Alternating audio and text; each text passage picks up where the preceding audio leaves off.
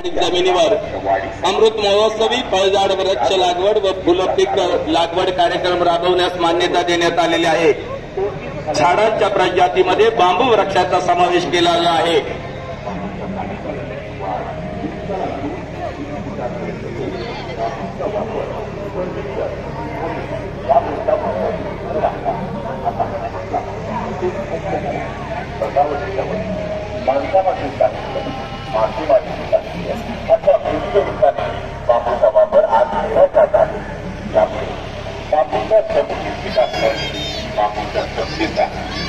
यानंतर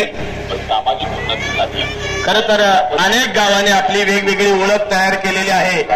असंच एक गाव फलटण तालुक्यातील धुमाळवाडी फळांचे गाव म्हणून प्रसिद्ध आहे। शासनामार्फत राबवण्यात येत आहे। फलटण तालुक्यातील धुमाळवाडी फळांचे गाव। धुमाळवाडी गावामध्ये पेरू, सीताफळ, डाळिंब, आवळा अशा जवळपास 19 प्रकारच्या फळ पिकाची लागवड करण्यात आलेली आहे। एक फळांचं गाव धुमाळवाडी म्हणून आज राज्यभर या गावाचा गौरव होत आहे।